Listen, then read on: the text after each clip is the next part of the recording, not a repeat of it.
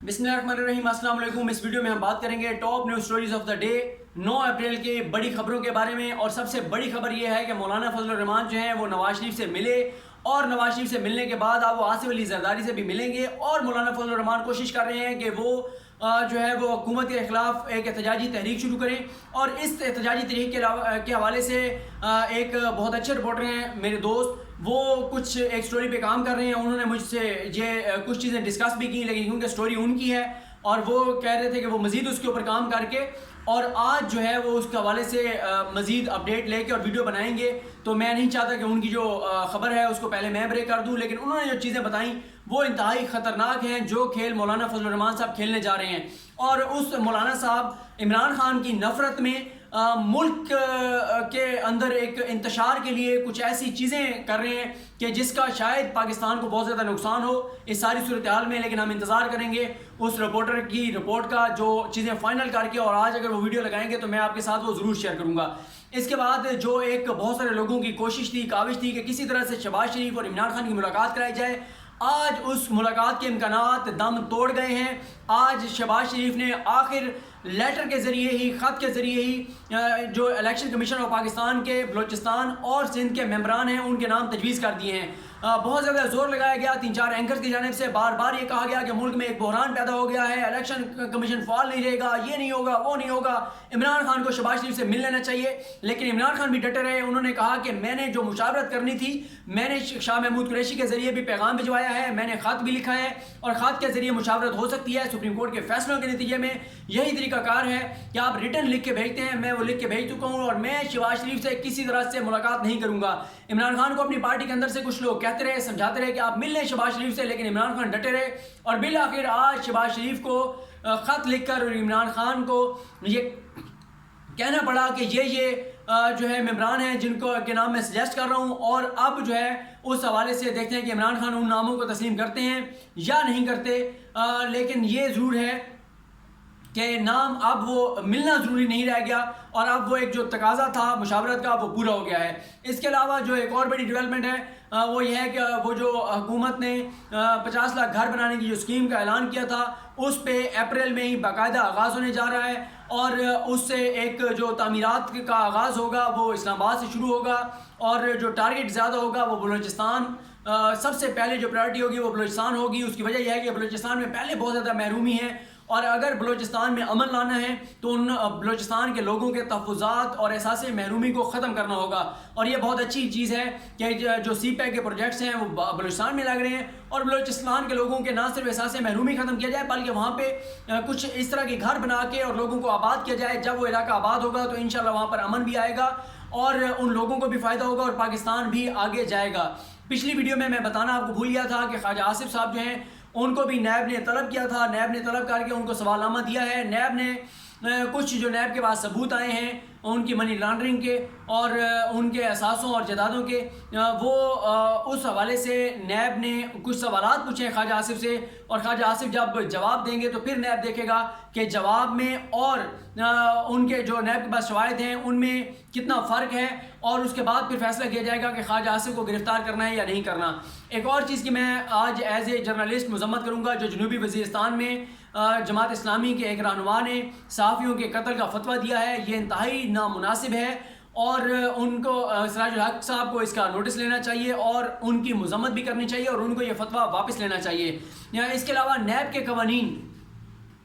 कवानीन में तब्दीली के लिए जो एक मुसवदा है वो तैयार कर लिया गया है।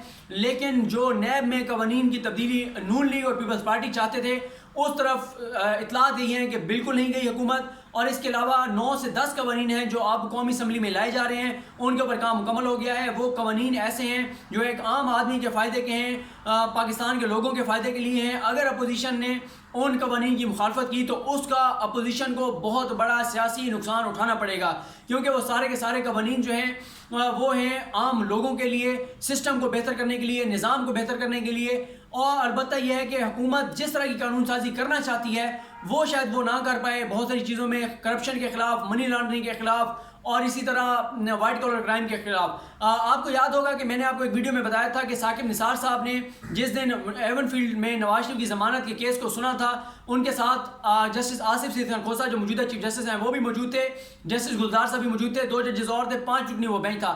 उस दिन साकिब निसार साहब ने ये बात कही थी कि हुकूमत को हम बार बार कह रहे हैं कि वाइट कॉलर क्राइम के हवाले से कवानीन को अपडेट करें, नई कानून साजी करें। और उसी दिन ही जस्टिस गुलजार साहब का ये व्यू सामने आया था कि चाइना मॉडल को देखें। चाइना में समरी ट्रायल होता है, समरी ट्रायल के बाद अगर किसी को कन्विक्ट किया जाता है तो उसको बाहर निकाला जाता है, फायरिंग स्क्वाड मौजूद होता है और उसको फायरिंग स्क्वाड के सामने ले जाकर पार कर दिया जाता है या उसको अंदर ही लटका कर और ख़त्म कर दिया जाता है। तो इस तरह का मॉडल पाकिस्तान में भी लाना होगा।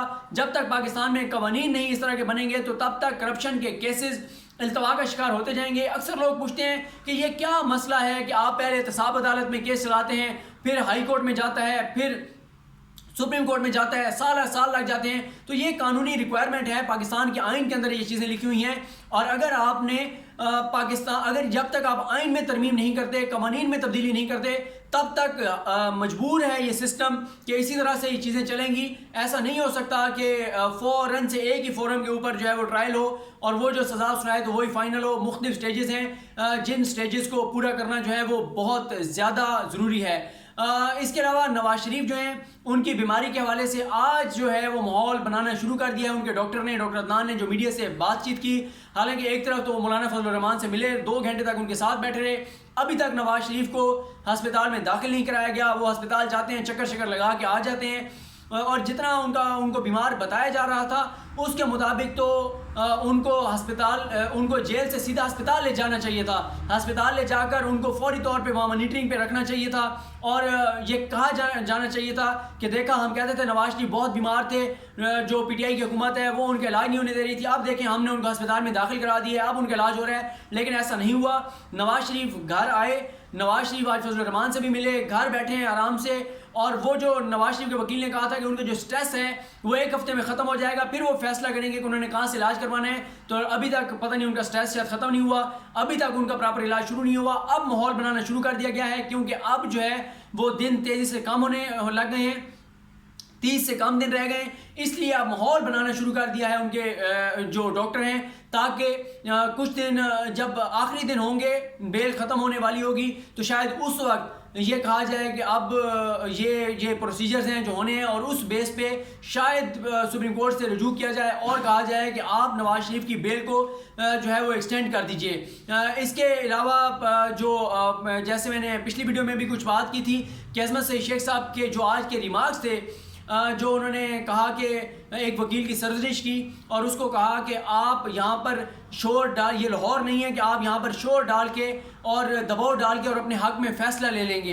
तो उन्होंने ये आज ये जो अजमत सईद शेख साहब ने बात की, मैंने जो मीडिया के बहुत सारे प्रोग्राम्स देखे उनमें इसके ऊपर बिल्कुल बात नहीं की गई क्योंकि बहुत सारे लोग तो अभी भी मीडिया पे बैठ के और डिफेंड कर रहे हैं लाहौर हाई कोर्ट के उस फैसले को जिसमें हमजा शहबाज को रिलीफ दिया गया है। लेकिन अभी तक वो सवालात बरकरार हैं जो सवालात एक वकील ने आमिर हुसैन आवान ने ख़त लिखकर और किए हैं लाहौर हाई कोर्ट के रजिस्ट्रार से। और बहुत सारे सवालात साद रसूल साहब ने रोज़नामा दुनिया में जो अपना कॉलम लिखा है उसमें भी उन्होंने बहुत सारे सवालात उठाए हैं। अभी तक रजिस्ट्रार लाहौर हाई कोर्ट की जानिब से उन 5 सवालों का जवाब सामने नहीं आ सका, जिसमें पहला सवाल ये पूछा गया है कि क्या किसी आम शख्स और फ़र्द के लिए, किसी आम पाकिस्तानी के लिए भी chief justice Lahore high court हफ्ते के रोज़ जो है वो अवेलेबल होते हैं। दूसरा ये पूछा गया है कि क्या किसी आम पाकिस्तानी को, किसी आम शहरी को शरीफ ख़ानदान की तरह हफ्ते के रोज़, छुट्टी के रोज़ इस तरह से रिलीफ मिल सकता है। फिर ये भी पूछा गया है कि क्या chief justice Lahore high court Sardar Shamim साहब जो हैं वो बगैर नैब को नोटिस जारी किए हमजा शहबाज को ये रिलीफ दे सकते थे। ये भी सवाल किया गया है कि क्या लाहौर हाई कोर्ट के चीफ जस्टिस सरदार शमीम साहब हमजा शहबाज की गैर मौजूदगी में उनको ये रिलीफ दे सकते थे। फिर ये भी पूछा गया है कि क्या नैब के सेक्शन 32 के तहत लाहौर हाई कोर्ट के चीफ जस्टिस सरदार शमीम साहब जो हैं वो 2 रुकनी बेंच के सामने केस लगाने के बजाय खुद चैम्बर में सुनकर ये रिलीफ दे सकते थे या नहीं दे सकते थे। इन 5 सवालों का अभी तक जवाब आना बाकी है। बहुत बेहतर होगा अगर ये कानून के मुताबिक हमजा शहबाज को रिलीफ दिया गया है तो लाहौर हाई कोर्ट के रजिस्ट्रार साहब को आमिर हुसैन आवान के इस खत का जवाब देना चाहिए और बताना चाहिए कि ये लीगल चीज़ें हैं जिस बुनियाद पर जो है वो रिलीफ दिया गया है। अल्ताफ़ हुसैन के आप मामला देख रहे हैं कि जिस तरह से नवाज शरीफ का हम देखते हैं कि उन्होंने जो मुल्क से पैसा लूटा, जिस औलाद के लिए जायदादें बनाई, आज वो बेटे उनकी इयादत के लिए पाकिस्तान नहीं आ सकते। उसी तरह अल्ताफ़ हुसैन ने जो यहाँ से पाकिस्तान से मनी लॉन्ड्रिंग करके पैसे बाहर मंगवाए, जो जायदादें वहाँ बनाई, उसके ऊपर उनकी पार्टी के लोग और वो आपस में लड़ पड़े हैं। इसके अलावा दानियाल बलोर की खबर भी आप सुन चुके होंगे कि वो पार्टी से जो उनकी अलहदगी की खबरें आ रही हैं। ये बड़ी चीज़ें अहम डेवलपमेंट्स थी। इससे पहली 2 वीडियोज़ में मैं आपको अदालतों से जुड़े हुए तमाम मामलात के बारे में, तमाम डेवलपमेंट्स के बारे में आगाह कर चुका हूँ। मुझे अपनी दुआ में याद रखिए। अल्लाह करीम हम सब का हामी नासिर हो। अल्लाह हाफ़िज़।